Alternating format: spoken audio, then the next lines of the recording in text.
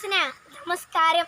ബഹുമാനപ്പെട്ട അധ്യാപകരെ, പ്രിയ വിദ്യാർത്ഥി സുഹൃത്തുക്കളെ, ബിന്ദുര കാഞ്ചന കൂട്ടിയിലാണെങ്കിലും ബിന്ദനം ബിന്ദനം തന്നെ പാരിൽ.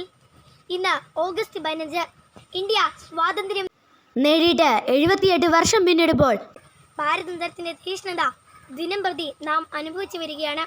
നമ്മുടെ വീട് അതെത്ര മനോഹരമാണെങ്കിലും ഈ കാഞ്ചനക്കുട്ടിൽ കഴിയുന്നത് ബന്ധനത്തിന് തുല്യമാണ്. ഇത് തന്നെയാണ് COVID-19 എന്ന മഹാമാരി നമുക്ക് കാണിച്ചു തരുന്നതും. സ്വർണ്ണക്കുട്ടിലടച്ച പക്ഷിക്ക് പാലും പഴവും നൽകി വളർത്തിയാലും അവ കൂട് വിട്ട് പുറത്തു പറക്കാൻ വെമ്പൽ കൊള്ളുന്നു. ഈ അവസരത്തിലാണ് 1947 ആഗസ്റ്റ് 15 ഇന്ത്യ സ്വാതന്ത്ര്യം നേടിയില്ലായിരുന്നുവെങ്കിൽ എന്താകുമായിരുന്നു നമ്മുടെ അവസ്ഥ എന്നതിന് പ്രസക്തിയേറുന്നത്. ഓഗസ്റ്റ് 15 ഓരോ ഇന്ത്യക്കാരനും അഭിമാനവും സന്തോഷവും നിറയുന്ന ദിനം. പതിറ്റാണ്ടുകളോളം നമ്മെ അടക്കി ഭരിച്ച ബ്രിട്ടീഷുകാരുടെ അടിമത്തത്തിൽ നിന്ന് മോചനം നേടിയ സുദിനം.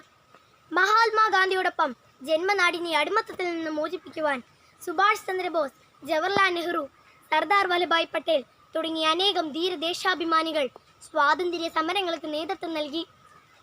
പ്രവർത്തിക്കുക അല്ലെങ്കിൽ മരിക്കുക എന്ന ആഹ്വാനം ചെയ്തുകൊണ്ട് ഗാന്ധിജി ഇന്ത്യൻ ജനതയെ ആവേശം കൊള്ളിച്ചു.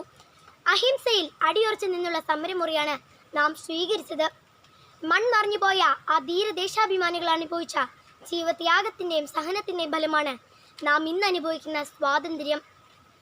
ത്രിവർണ്ണ പതാക വാനിലുയർത്തി ഭാരതമൊട്ടാകെ സ്വാതന്ത്ര്യ ദിനം ആഘോഷിക്കുമ്പോൾ ജാതി മത വർണ്ണ വർഗ വ്യത്യാസമില്ലാതെ നാം എല്ലാം ഭാരതീയരാണെന്നും ഭാരതാമ്മയുടെ മക്കളാണെന്നും ഓർത്തുകൊണ്ട് കുട്ടികളായ നമുക്കും സ്നേഹിക്കാം നമ്മുടെ രാജ്യത്തെ.